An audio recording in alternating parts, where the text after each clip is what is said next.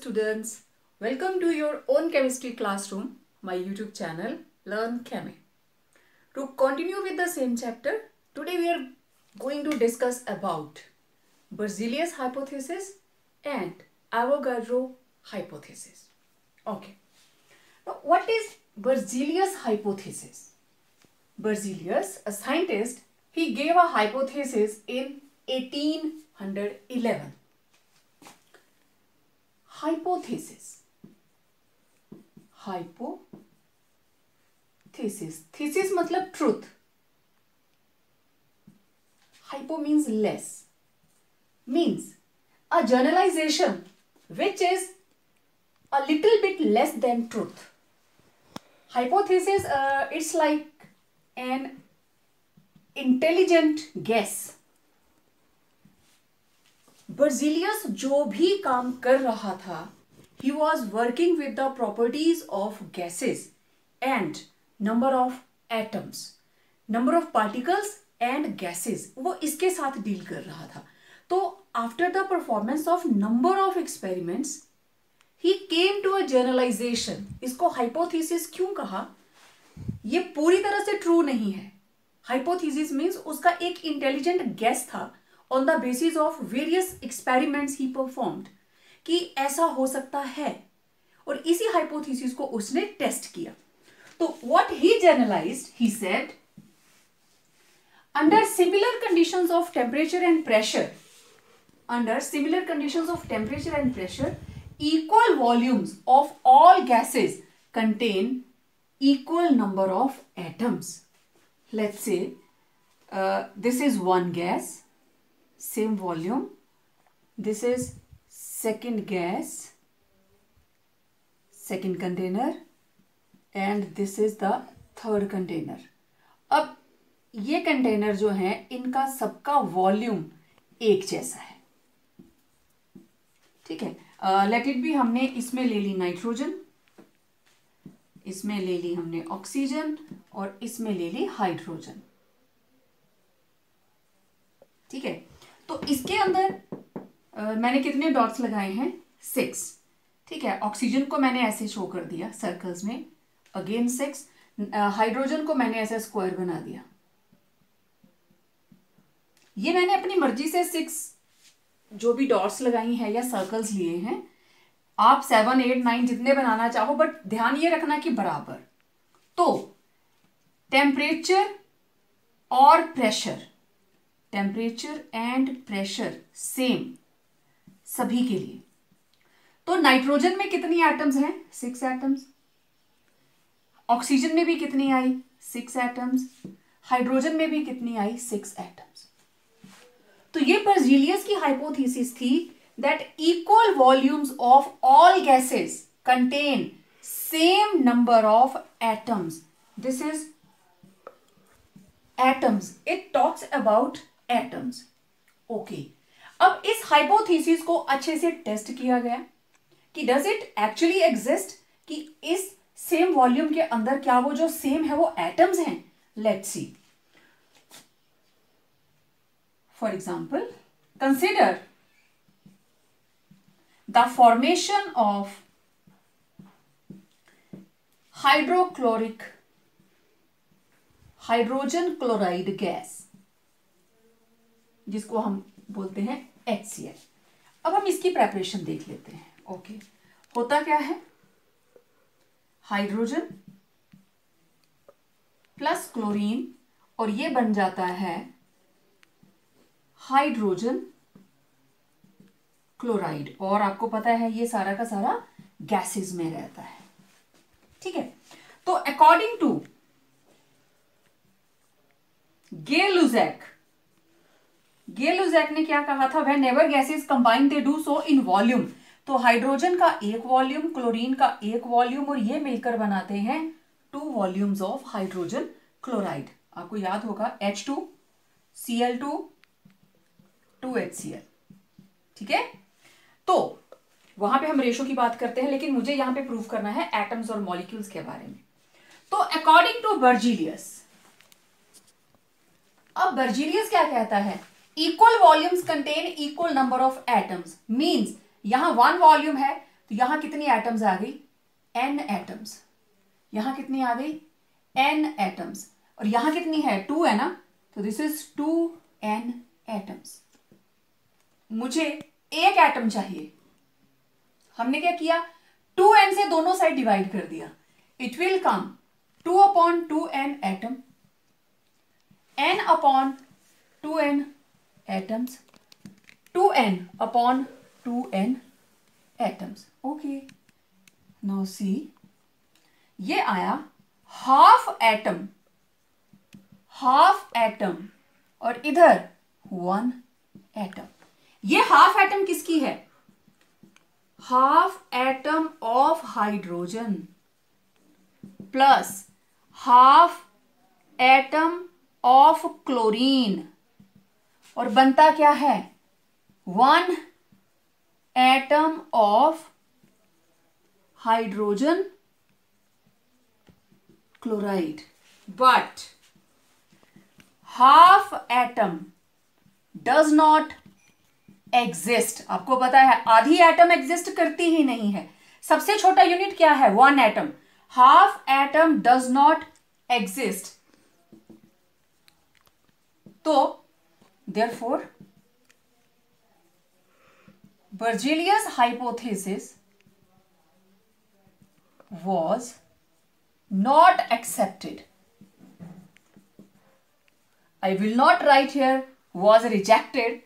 Rejected is a negative word, so I will write here accepted. It was not accepted, right? तो इसलिए Berzelius hypothesis को accept नहीं किया गया and it was modified by Avogadro. तो अब हम बात करेंगे कि बर्जेलियस की हाइपोथेसिस को एवोगाड्रो ने मॉडिफाई कैसे किया। After Berzelius hypothesis, now next move to Avogadro's hypothesis. As I told you earlier, Berzelius hypothesis was not accepted. वो एक्सेप्ट नहीं हुई। क्यों? क्योंकि उसके अंदर जब हम उसको अप्लाई करते हैं, लॉ को, बर्जेलियस हाइपोथेसिस को अप्लाई करते हैं किसी भी केमिकल रिएक्शन के ऊपर जिसमें गैसेस इन्वॉल्व हैं, तो वहां पे हाफ एटम आ रही थी। तो आपको पता है according to Dalton's theory atom is indestructible. Atom, half atom आप लिख ही नहीं सकते, because till now atom is the smallest portion that take part in chemical combination. So Berzelius hypothesis was modified by Avogadro and his co-workers. सारा कुछ same, सिर्फ atom की जगह पे मॉलिक्यूल्स आ गए। Under similar conditions of temperature and pressure, equal volumes of all gases contain equal number of molecules. Means this is nitrogen at NTP, normal temperature pressure. Oxygen at NTP. This is hydrogen at NTP. Means temperature और pressure की conditions तीनों ही cases में same. तो यहां देखिए मेरे पास यहां पे आ रहे हैं 6 मॉलिक्यूल्स, यहां पे भी आ रहे हैं 6 मॉलिक्यूल्स, यहां पे भी आ रहे हैं 6 मॉलिक्यूल्स। तो मतलब कहने का है कि अगर वॉल्यूम सेम है तो n नंबर ही इसमें होगा, n नंबर ही इसमें होगा और n नंबर ही इसमें होगा for volume V। Common volume V के लिए नंबर ऑफ मॉलिक्यूल्स कितने होंगे for V volume, number of molecules कितने आ गए, n। क्लियर बात। अब इसको जैसे हमने बर्जेलियस हाइपोथेसिस को करके देखा, let us apply Avogadro's hypothesis to a chemical reaction. Consider formation of HCl, ठीक है, दिस इज हाइड्रोजन क्लोराइड। तो क्या था हमारे पास, हाइड्रोजन प्लस क्लोरीन, और ये बन जाता था हाइड्रोजन क्लोराइड। ठीक है, हाइड्रोजन क्लोराइड। तो ये था गेलुजैक लॉ क्या कहता है, according to Gay Lussac this is one volume and it is 2 volume, right. अब यहां पे हमने एवोगाड्रोस हाइपोथेसिस लगा दी। अकॉर्डिंग टू एवोगैड्रो ये कहता है वन वॉल्यूम है तो n n एंड n, चलिए मैं स्मॉल n ले लेती हूँ, इट इज n मॉलिक्यूल्स और यहां कितने आ गए 2n। अब यहां पे क्या है मॉलिक्यूल्स, इधर भी क्या है 2n मॉलिक्यूल्स, लेकिन मुझे क्या चाहिए यहाँ पे 1 मॉलिक्यूल, तो मैंने क्या किया 2n से दोनों साइड डिवाइड कर दिया, यहां आ गया n/2n मॉलिक्यूल्स, यहां आ गया n/2n मॉलिक्यूल्स। इस पे फोकस रखें, n से n cancel, here I get 1/2 molecule, half molecule इधर भी आ गया हाफ मॉलिक्यूल और इधर बन गया 1 मॉलिक्यूल। मतलब ये कि 1 मॉलिक्यूल ऑफ HCl जब बनता है तो यहां पे आ गया 1 molecule of hydrogen plus half molecule of chlorine, तो मिलकर क्या बनाते हैं ये 1 मॉलिक्यूल ऑफ हाइड्रोजन क्लोराइड। अब देखो हाफ मॉलिक्यूल ऑफ हाइड्रोजन का मतलब हाइड्रोजन के अंदर होती हैं 2 atoms, that is half molecule of hydrogen is equal to 1 atom of hydrogen and half molecule of chlorine is equal to 1 atom of chlorine, और 1 atom तो एग्जिस्ट करती है, ठीक है। Therefore Avogadro's hypothesis was accepted, Avogadro's hypothesis को accept कर लिया गया और उसने एक कंसेप्ट दे दिया एटम और मॉलिक्यूल के बीच का डिफरेंस। अब एक एटम हाइड्रोजन की एग्जिस्ट नहीं करती, एक एटम क्लोरीन की अकेली एग्जिस्ट नहीं करती, ये लोग कैसे एग्जिस्ट करते हैं, हाइड्रोजन एग्जिस्ट करता है H2, क्लोरीन एग्जिस्ट करता है Cl2, तो दीज आर डाई एटॉमिक, इनमें 2 एटम्स जुड़ी हुई हैं, तो मींस हाइड्रोजन जब इंडिपेंडेंटली एग्जिस्ट करती है तो it exist as H2, chlorine जब इंडिपेंडेंटली एग्जिस्ट करती है इट एग्जिस्ट एज Cl2, तो जो इंडिपेंडेंट एग्जिस्ट करते हैं दीज आर कॉल्ड मॉलिक्यूल्स, और जो मे और may not independently exist they are called atoms. तो देखिए Avogadro's hypothesis it was a modified form of Berzelius, क्योंकि बर्जीलियस ने कहा था कि सेम नंबर ऑफ एटम्स होती हैं, लेकिन सेम नंबर ऑफ एटम्स को जब प्रूव करने की बात आती है तो यहां मॉलिक्यूल की जगह आ जाता है हमारे पास हाफ एटम, और हाफ एटम तो एग्जिस्ट करती नहीं, इसलिए बर्जीलियस हाइपोथेसिस जो है वो मॉडिफाई की गई और एटम की जगह एवोगैड्रो ने क्या यूज किया मॉलिक्यूल्स। तो from here he told that atom and molecule are two different things. Atom may or may not exist independently, but molecule is a compound which can exist independently, right?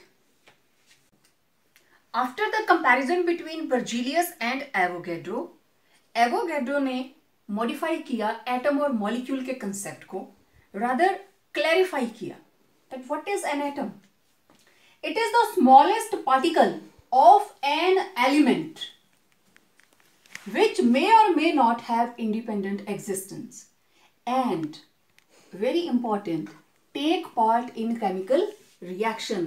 I told you earlier that still atom is the smallest portion that take part in chemical reaction.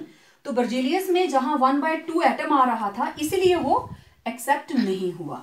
तो atom मे और may not independently exist, जैसे helium is an atom, neon is an atom, noble gases की atoms तो exist करती हैं, xenon है, लेकिन hydrogen कैसे एग्जिस्ट करती है H2, nitrogen N2, O2, chlorine, fluorine etcetera. तो दीज जो एटम है मे और may not exist independently, exist कहां करेगी जहां पे ये नोबल गैस है। अब जैसे मैंने आपको बताया हाइड्रोजन इज अ मॉलिक्यूल, अब यहां पे हाइड्रोजन इंडिपेंडेंट एग्जिस्ट नहीं करेगी। तो एटम ये एलिमेंट का स्मॉलेस्ट पोर्शन विच मे और may not have independent existence. तो हाइड्रोजन सिंगल एच एग्जिस्ट नहीं करेगा, एटसेट्रा। ठीक है। Molecule, smallest particle of a substance, it may be an element or compound which is capable of independent existence. For example hydrogen, chlorine, oxygen, nitrogen. ठीक है। तो these are called molecules, they can exist independently। ठीक है। जैसे water, water molecule, molecule of carbon dioxide, तो ये सारे के सारे क्या हैं? Examples of molecules, they can exist independently, right. अब देखें इसकी एप्लीकेशन, एवोगैड्रो की एप्लीकेशन देखते हैं। First is it helped to calculate or to find atomicity of various gases. Now what is atomicity? Atomicity मतलब किसी पर्टिकुलर मॉलिक्यूल के अंदर कितनी एटम्स लगी हैं, that is called atomicity। जैसे N2 नाइट्रोजन, इसमें 2 एटम्स जुड़ी हैं तो इट इज डाई एटॉमिक, इसकी एटॉमिसिटी कितनी है? 2। ओजोन, ओजोन के अंदर 3 ऑक्सीजन की एटम्स जुड़ी हैं तो दिस इज ट्राई एटॉमिक, तो इसकी एटॉमिसिटी 3। तो एटॉमिसिटी मींस कितनी एटम्स जुड़ी हैं। ठीक है। तो अब हम देखते हैं एक पर्टिकुलर गैस की एटॉमिसिटी कैलकुलेट करते हैं। तो consider formation of water and finding atomicity of oxygen gas. हम ऑक्सीजन की एटॉमिसिटी निकालेंगे। अब आपको पता वाटर कैसे बनता है? H2 plus O2 2H2O। ठीक है। तो H2O2 2H2O, यहां लग गया 2। तो गे-लुज़ैक, अकॉर्डिंग टू गे-लुज़ैक, ये हुए 2 वॉल्यूम 1 वॉल्यूम 2 वॉल्यूम। ठीक है। तो 2:1:2। अब according to Avogadro this is 2n molecules, this is n molecules, क्योंकि एक वॉल्यूम सेम वॉल्यूम में सेम नंबर, तो 2 वॉल्यूम में 2n, 1 वॉल्यूम में 1n molecules and 2n molecules. मुझे इधर चाहिए वाटर का एक मॉलिक्यूल, तो it will B divided by 2n, और इधर भी हम n/2n मॉलिक्यूल्स, 2n/2n मॉलिक्यूल्स। ये कट, ये आ गया 1 मॉलिक्यूल, ये आ गया हाफ मॉलिक्यूल, और ये आ गया 1 मॉलिक्यूल। मतलब 1 molecule of hydrogen plus half molecule of oxygen equal to क्या बनाते हैं? 1 मॉलिक्यूल ऑफ वाटर। वाटर का एक मॉलिक्यूल बनता है जब एक molecule hydrogen combines with half molecule of hydrogen. Okay. Molecular mass of water H2O 18 gram. अब इसमें प्रेजेंट है 1 मॉलिक्यूल ऑफ हाइड्रोजन, तो molecular mass of 1 molecule of hydrogen it is equal to 2 gram. तो जो रेस्ट बचा कौन? ये 1 molecule, इसका मास कितना है? 18। ये रहा 18।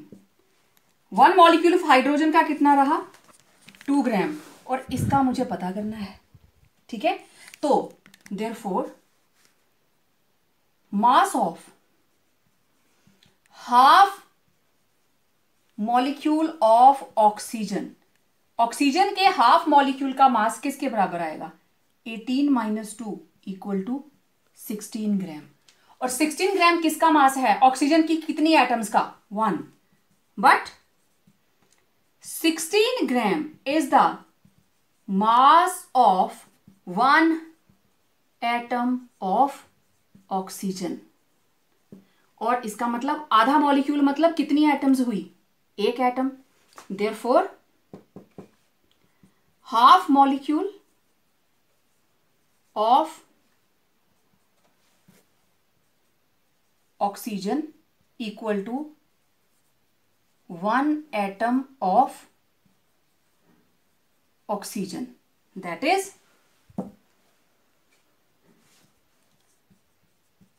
oxygen is diatomic. इसका मतलब ये हुआ कि जो ऑक्सीजन है that is diatomic, means it exists as O2. तो आप यहां समझ गए होंगे, one molecule of hydrogen plus half molecule of oxygen और बनता है one molecule of water. Okay, एक मॉलिक्यूल ऑफ वाटर का मॉलिक्यूलर मास है 18 gram. Molar mass of water 18 gram. Molar mass of one molecule of hydrogen is 2 gram. तो इसको minus करेंगे तो किसका मॉलिक्यूलर मास आ गया? 16 ग्राम. किसका आ गया? Half molecule of oxygen. लेकिन 16 ग्राम किसका मास है? One atom of oxygen. इसका मतलब हाफ मॉलिक्यूल ऑफ ऑक्सीजन किसके बराबर हुआ? One atom of oxygen. इसका मतलब आधे मॉलिक्यूल में है एक एटम, तो पूरे मॉलिक्यूल में कितनी एटम्स होंगी? Oxygen is diatomic. Now second application of Avogadro's hypothesis is to develop a relationship between molecular mass and vapor density of gases. तो gases का molecular mass और vapor density के बीच में क्या difference है? Let's find out. First of all, पहले देखते हैं vapor density क्या है. It is the ratio between mass of certain volume of a gas किसके साथ? To the mass of same volume of hydrogen under similar conditions of temperature and pressure. Mathematically देखते हैं. Vapour density किसके बराबर आ गई? मास of certain volume, let it be VmL of given gas, कोई भी gas जिसके बारे में हम पता करना चाहते हैं, divided by mass of VmL of hydrogen gas. यही आपने ऊपर रिलेशन में पढ़ा, between mass of certain volume of a gas to the mass of same volume of hydrogen. तो मैंने वॉल्यूम ले लिया V, ठीक है, लेट वॉल्यूम V. तो V वॉल्यूम गिवन गैस का भी, V वॉल्यूम हाइड्रोजन गैस का भी. अब गेलुजा क्या कहता है? V कि गैसेस जब भी कंबाइन करती हैं वॉल्यूम्स में. उसके बाद आया एवोगैड्रो, उसने क्या कहा? Equal volumes contain equal number of molecules. Now according to Avogadro, तो वेपर डेंसिटी किसके बराबर आई? Vapour density is equal to mass of VmL आया. तो VmL के अंदर मतलब अब कितने जो भी नंबर ऑफ मॉलिक्यूल्स आएंगे कितने? N. तो mass of N molecules of a given gas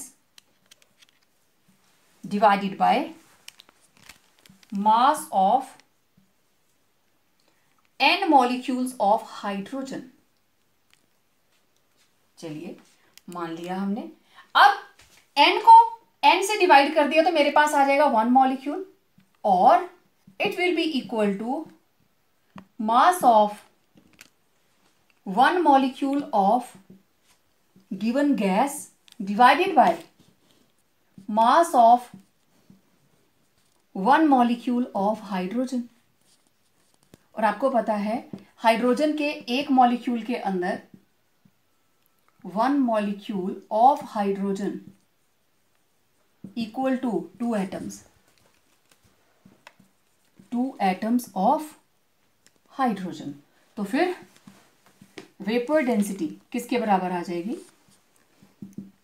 mass of one molecule of given gas divided by mass of 2 atoms of hydrogen. ठीक है, तो वेपर डेंसिटी यहां आ गई 2 एटम्स, इधर आ जाएंगी 2 into vapour density is equal to mass of 1 molecule of gas, और in general molar mass किसके बराबर आया 2 इंटू वेपर डेंसिटी, और वेपर डेंसिटी किसके बराबर आई molar mass of gas divided by 2। इसको हम आगे न्यूमेरिकली यूज करेंगे। ठीक है, तो it was the relationship between vapour density and molecular mass of gases. आगे न्यूमेरिकल्स आएंगे, हम उसके अंदर इसको यूज करेंगे किस तरीके से परसेंटेज कॉम्पोजिशन के न्यूमेरिकल्स के अंदर।